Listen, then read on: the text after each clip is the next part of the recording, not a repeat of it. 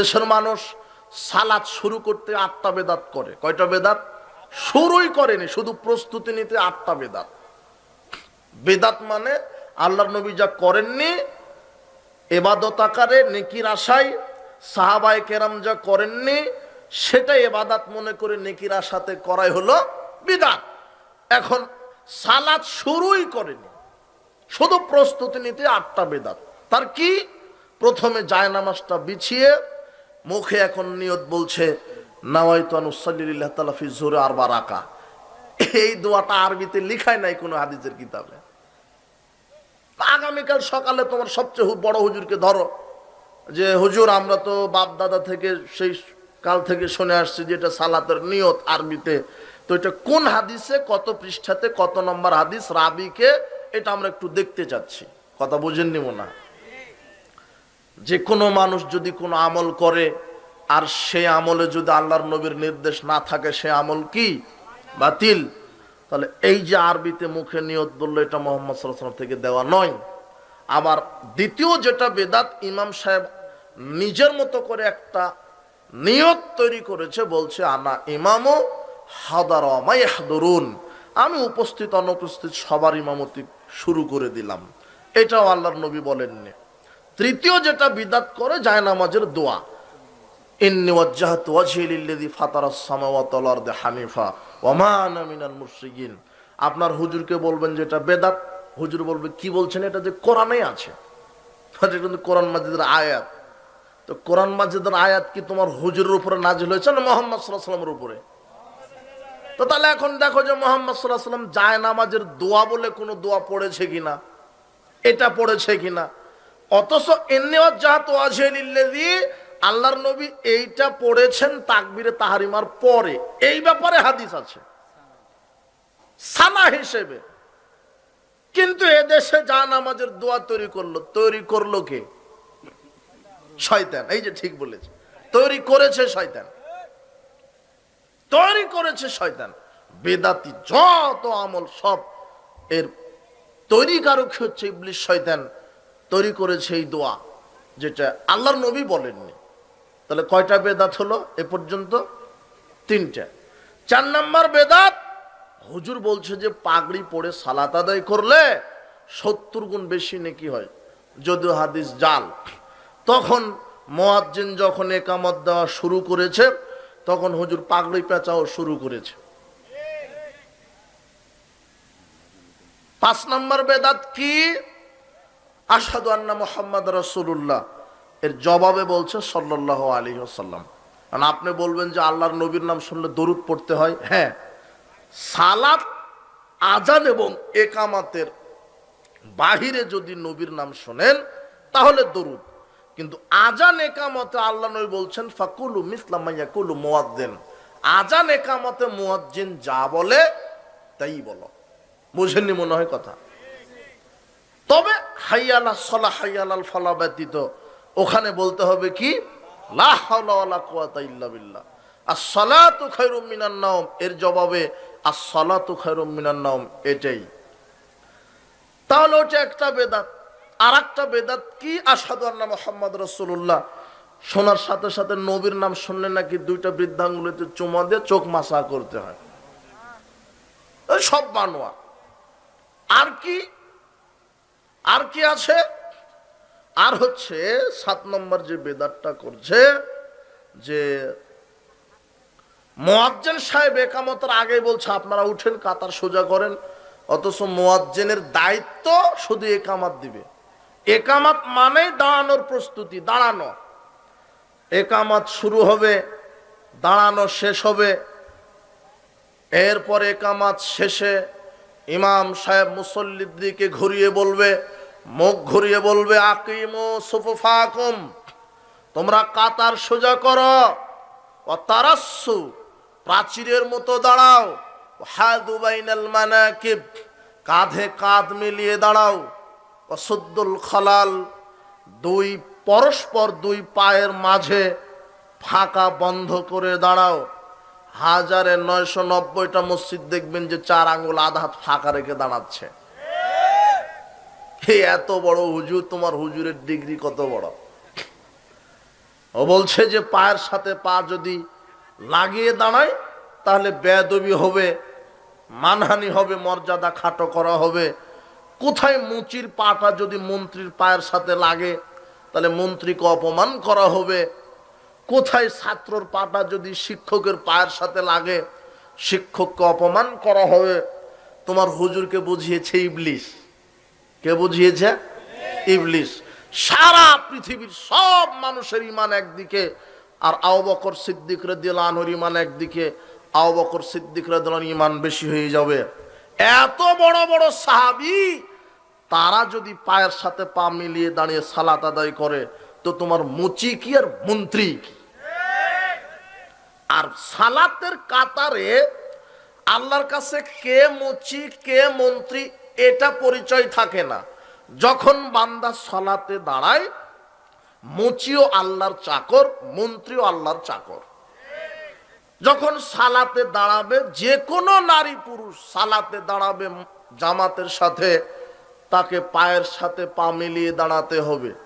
আল্লাহর নবী বলছেন, আকিমুস সুফুফা, কাতার সোজা করো, কাঁধে কাঁধ মিলিয়ে দাঁড়াও, তোমাদের ভাইদের হাতের সাথে হাত মিলিয়ে দাঁড়াও। ওয়ালা তাজারু ফুরুজাতিল লিশ-শাইতান, শয়তানের জন্য ফাঁকা রেখো না। ইন্নী লারা শাইতান ইয়াদখুলু মিন খালালিস সাফ কান্নাল হাদাব, যখন দেখি তোমরা ফাঁকা রেখে দাঁড়িয়েছ তখন ওই ফাঁকা জায়গাতে ইবলিস শয়তান ছাগলের বাচ্চার আকারে বসে থাকে। ফাঁকা জায়গাতে কে বসে থাকে? তোমার ওই হুজুর এই হাদিস জানে না। তোমার হুজুর হাদিস জানে, কিন্তু তোমার হুজুর এত হুজুরের বদ, ও বলছে যে হাদিসে থাকলে কি হবে, আমাদের মাযহাবে নাই। কথা বুঝেননি মনে হয়? ওর মাযহাবে থাকা লাগবে। হাদিসে আছে কিন্তু ওর কিসে নাই? মাযহাবে নাই। এরকম হুজুর মাটির উপরে থাকার চাইতে মাটির নিচে থাকা ভালো। যেই মাযহাব মানতে গেলে রাসূলের হাদিসকে অবমাননা করা হয়, এই রকম মাযহাব মাটির উপরে থাকার চাইতে এরকম মাযহাবকে কবর দেওয়া ভালো। আশ্চর্য কথা, আপনি কাকে কি বলছেন যে হাদিসে আছে? তোমার আর এক শয়তান বলছে কি যে রাফাল আদায়ের সব হাদিস আমরা বিশ্বাস করি কিন্তু মানি না। কেন? আমাদের মাযহাবে নাই তাই। ও বিশ্বাস করে মানে না কেন? আর কিসে নাই? মাযহাবে নাই তাই। ওর মাযহাবে যদি বলে যে গু খাও, গু খাবে, খায়ও তো তাই। বুঝেননি মনে হয় কথা? খায়ও, গো খায় এরা। তোমার এই যে একটা কেতাব পাওয়া যায় সহি ভেজালে আমল, এটা ভেজালে আমল আছে না? আমারই ভুল হয়েছে, তোমারটা ঠিক। কি ফাজাইলে আমল? তো ফাজাইলে আমলে দেখবে তুমি আগামীকাল সকালে তোমার হুজুরকে নিয়ে দেখবে 858 পৃষ্ঠাতে লিখছে, লেখক জাকারিয়া লিখছে, রাসূল সাল্লাল্লাহু আলাইহি ওয়াসাল্লাম তার মরা রক্তটা আব্দুল্লাহ ইবনে জুবাইরকে বললেন যে পুঁতে রাখো, মাটির নিচে পুঁতে রাখো। তো আব্দুল্লাহ ইবনে জুবাইর একটু গোপনে আড়ালে গিয়ে রক্ত খেয়ে নিয়েছে। আল্লাহর নবী বললেন, কি করলে আমার রক্ত? তো বলছে, আল্লাহর নবী আমি খেয়ে নিয়েছি। তখন আল্লাহর নবী বলছেন, আমার রক্ত যার শরীরের ভিতরে যাবে তাকে জাহান্নামের আগুন স্পর্শ করবে না। যদিও হাদিস জাল, মিথ্যা কথা। এই হাদিসটা লিখার পরে লেখক জাকারিয়া আবার শয়তানের পক্ষ থেকে লিখছে, যেহেতু রসুলের রক্ত খাওয়া জায়েজ, সেহেতু রসুলের পেশাব পায়খানা খাওয়া জায়েজ। নগদ লিখা আছে তোমার, তুমি দেখো আজকে ফাজাইল আমলটা 858 পৃষ্ঠা, হেকায়েতে সাহাবা। এখন আল্লাহর নবী বলেছেন যে ইন্নাল উলামা ওয়ারাসাতুল আম্বিয়া, আলেম ওলামা নবীর উত্তরসূরি। আলেম ওলামা নবীর কি উত্তরসূরি। আর এদেশের যারা বড় বড় আলেম আকাবির তাদেরকে আলেম বলে না, ওরা হলো পীর। ওরা কি পীর। তো পীরেরা নবীর উত্তরসূরি, ওদের ধারণায় তো নবীরটা যদি খাওয়া জায়েজ হয়, পীরের পায়খানা খাওয়াও কি জায়েজ। তাই এদেশের এই আর মুরিদ মানে হলো বলদ। যে পীরের মুরিদ সে কি বলো। পীর যদি বলে যে গু খাও, গু খাবে, মানে হাদিসে থাক, মাযহাবে না থাকলে মানবে না। হাদিসে যদি গু খাওয়া নিষেধ হয় আর যদি পীর বলে যে খা, ওরা কি করবে? তাই খাবে। এই যে দলিল তার ফাজাইল আমলে যে পীরের পেশাব পায়খানা জায়েজ, পীরের পেশাব পায়খানা গুমুত খেলে পেটে বাচ্চা চলে আসবে। আর এই লেখা থেকে এরা নাম দিয়েছে। শোনো, গভীর তদন্ত করা লাগবে। আহলে হাদিস ব্যতীত, আহলে সুন্নাত জামা ব্যতীত পৃথিবীতে যত দল আছে, ইসলামের নামে উপদল আছে, সব এই সুফি রোগে আক্রান্ত। কি রোগে? সুফি রোগে, সুফিবাদ। সুফিদের আকীদা কি জানো? সব আল্লাহর নূরে, আল্লাহর নূরে নবী তৈরি, নবীর নূরে আল্লাহর নূরে নবী পয়দা, নবীর নূরে সারা জাহান পয়দা। কোরআন থেকেও দলিল, আল্লাহু নূরুস সামাওয়াতি ওয়াল আরদ, আল্লাহ হচ্ছেন আকাশ জমিনের নূর। মানে আল্লাহর নূরে সবাই তৈরি। সুফিদের আকীদা হলো ওয়াহদাতুল ওজুদ, মানে সবকিছুই আল্লাহ। কুকুরও আল্লাহ, মানুষও আল্লাহ, ব্যাঙ আল্লাহ, গরুও আল্লাহ, মানে সর্বেশ্বরবাদ। যেমন হিন্দুদের কাছে গরু হলো দেবতা, ওখান থেকে সুফি আকীদা। ওরা যেমন গরুকে দেবতা মানে, হরির উপর হরি, হরি শোভা পায়, হরিকে দেখিয়ে হরি, হরিতে লুকাই। এটা যেমন সর্বেশ্বরবার হিন্দুদের আকীদা। তো এদেশে যারা সুফি, সুফি মানে এখনো বুঝেন কিনা, যারা মারফতের নামে মুসলিম সমাজে পীর মুরিদে যারা বিশ্বাসী, যারা পীর তন্ত্রে বিশ্বাসী, এরা হলো সুফি রোগে আক্রান্ত। আর এদের আকীদা হলো যে নবী রাসূলগণের চাইতে সুফিরা বড়। আর সুফিদের জনক হচ্ছে বায়েজিদ বোস্তামি। তোমার মুফাসসির সাহেব তো বায়েজিদ বোস্তামির খুব তাফসীর করতে গিয়ে বলছেন খুব বড় আল্লাহর ওলি, কিন্তু বায়েজিদ বোস্তামি শয়তানের ওলি। কার ওলি? শয়তানের ওলি। বায়েজিদ বোস্তামি বলছে, তলাবতুল্লাহ সিত্তিনা সানা, আমি 60 বছর আল্লাহকে খুঁজলাম, কোথাও পেলাম না, ফাইজা আনা হওয়া, এখন দেখি আমি বায়েজিদ বোস্তামি নিজেই আল্লাহ। বায়েজিদ বোস্তামি নিজেকে আল্লাহ দাবি করেছে। আর বায়েজিদ বোস্তামির দুইজন শিষ্য ছিল। একজন শিষ্য ছিল হুসাইন বিন মানসুর হাল্লাজ। হোসেন বিন মানসুর হাল্লাজের আবার দুইজন শিষ্য ছিল, ইবনুল আরাবি আর নাবলুসি। এই দুই শয়তান আবার বলছে যে যেহেতু আল্লাহর নূরে সবাই তৈরি, মানুষ, কুকুর, শ্রীগাল সবাই যখন আল্লাহর নূরে তৈরি, তার মানে যখন পুরুষ তার স্ত্রীর সাথে সহবাস করে, তখন সে যেন আল্লাহর সাথে সহবাস করলো। সুফিদের আকীদা। আর ওই যে সুফিদের আকীদা থেকে এই যে স্ত্রীর সাথে সহবাস করলে আল্লাহর সাথে সহবাস হয়, এটা একটা সুফিদের আকীদা।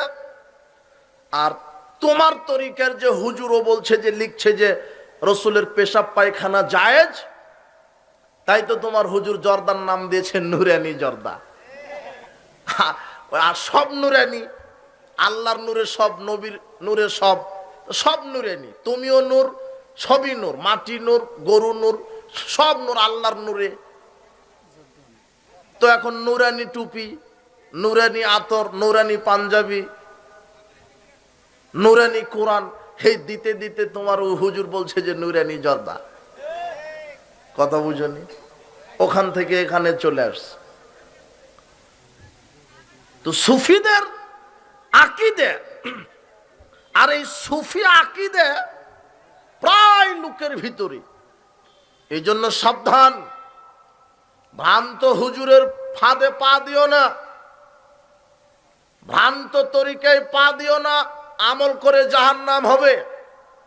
মুহাম্মদ সাল্লাল্লাহু আলাইহি সাল্লামের রেখে যাওয়া যে তরিকা, যেই সুন্নাহ, এই সুন্নাতে আমাকে আমল করতে হবে, এছাড়া বাঁচার কোনো পথ নেই। একমাত্র অভ্রান্ত সত্য পথ আল্লাহর পক্ষ থেকে, যেটা ইহদিনাস সিরাতাল মুস্তাকিম, যেই পথের নির্দেশ দিয়ে গেছেন, আমাদেরকে চলার পাথেও দিয়ে গেছেন মুহাম্মদ সাল্লাল্লাহু আলাইহি ওয়াসাল্লাম। তার তরিকায় সালাত, তার তরিকায় সিয়াম, তার তরিকায় হজ, তার তরিকায় ইবাদত যদি মুহাম্মদ সাল্লাল্লাহু আলাইহি সাল্লামের তরিকা ব্যতি রেখে অন্য কোনো তরিকায় ইবাদত করো, তাহলে ইবাদত আমল কবুল হবে না, পরিণাম হবে জাহান্নাম। আল্লাহ সুবহানাহু ওয়া তাআলা বলছেন, কেউ যদি তার রবের সাক্ষাৎ চায় তাহলে সে যেন সৎ আমল করে। আর সৎ আমল হতে গেলে তিনটা জিনিস লাগে, আল্লাহ এবং তার নবীর পক্ষ থেকে দেওয়া, এক। দুই, একমাত্র আল্লাহকে সন্তুষ্ট করা। তিন, নবীর তরিকায় আমল করা।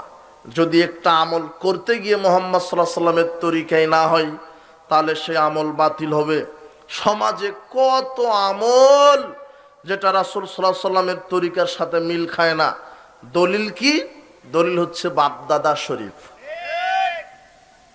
হাদিস শরীফ নয়।